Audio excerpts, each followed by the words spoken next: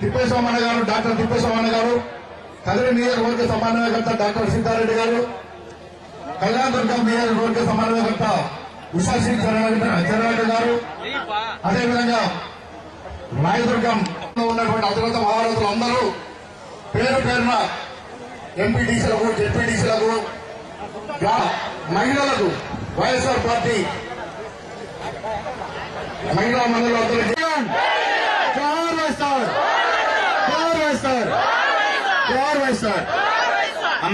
జిల్లా అధ్యక్షులు గౌరవనీయులు శంకరనారాయణ గారికి, అదేవిధంగా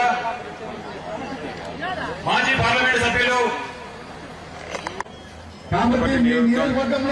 ప్లీనరీ సమావేశంలో మేము ఒక్కటే తీర్మానం చేస్తున్నాం.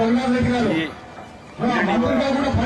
సుజల స్రవంతి పథకాన్ని రాజశేఖర రెడ్డి గారు ఎత్తు మొదలు పెట్టారో ఆ పథకం 7,000 కోట్ల ఖర్చుతో ఆ రోజు రాజశేఖర రెడ్డి గారు దాదాపు 85% పనులు పూర్తి చేయడం, అంటే దాదాపు 5,500 కోట్లు 6,000 కోట్లు ఖర్చు పెట్టి పనులు పూర్తి చేయడం జరిగింది.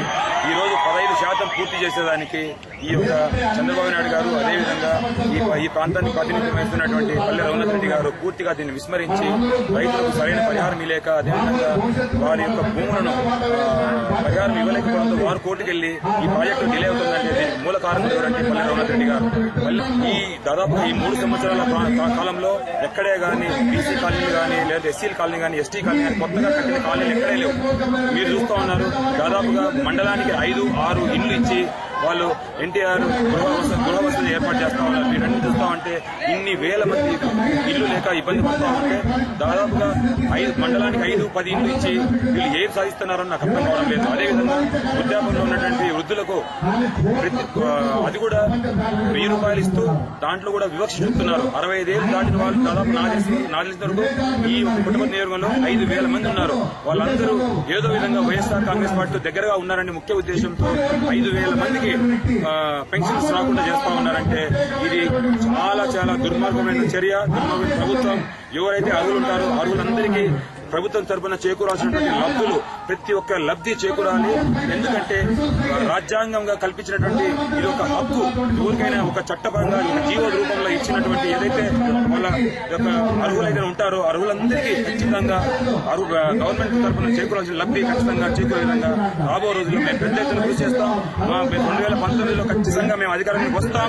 వాటన్నిటితో పాటు భవిష్యత్ కార్యక్రమాన్ని కూడా నిర్ణయించుకోవడానికి ప్లీనరీ జరుపుతాము. అట్లనే నియోజకవర్గ స్థాయిలో కూడా నియోజకవర్గాల్లో ఉన్నటువంటి ప్రజా సమస్యల మీద తీర్మానాలు చేయడం, అదేవిధంగా గతంలో చేసిన కార్యక్రమాలు సమీక్షించుకోవడం, భవిష్యత్ కార్యక్రమాలు నిర్ణయించుకోవడానికి ప్లీనరీ జరుపుతాను. నియోజకవర్గాల తర్వాత జిల్లా స్థాయిలో జరుపుతున్నాం. జిల్లా స్థాయి తర్వాత రాష్ట్ర స్థాయిలో కూడా ఇట్లాంటి ప్లీనరీ సమావేశాలు జరుపుతాను.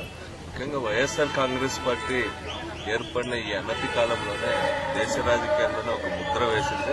ముఖ్యంగా రాష్ట్రంలో వైఎస్ రాజశేఖర రెడ్డి అమలు చేసినటువంటి సంక్షేమ అభివృద్ధి కార్యక్రమాలని లక్ష్యంగా చేసుకుని వాటిని ముందు తీసుకోవడానికి నిరంతరం పోరాటం చేస్తా ఉంది.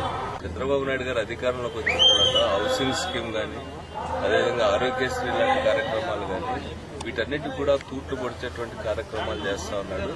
వాటన్నిటిని కూడా నిలబెట్టుకోవడానికి, అదేవిధంగా ప్రజలకు మరిన్ని సౌకర్యాలు తీసుకురావడానికి ప్రయత్నం చేస్తున్నాం.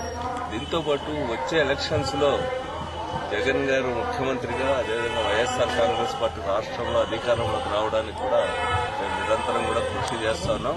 ఒకవైపు చంద్రబాబు ప్రజా వ్యతిరేక విధానాలపైన పోరాటం చేస్తున్నాయి, మరోవైపు మా పార్టీని సంస్థాగతంగా కూడా నిర్మాణం చేసుకోవడానికి ప్రాధాన్యత ఇస్తాను. ఈ ప్లీనరీ సందర్భంగా కూడా బూత్ స్థాయి కమిటీలు, అదేవిధంగా మండల కమిటీలు, వార్డు కమిటీలు, ఆ విధంగా సంస్థాగతంగా పార్టీని బలోపేతం చేసుకుని రాబోయే కాలంలో ఒక తిరుగులేని శక్తిగా వైఎస్ఆర్ కాంగ్రెస్ పార్టీ ఆవిర్భవించడానికి ప్లీనరీ సమావేశాలు జరుగుతుంది.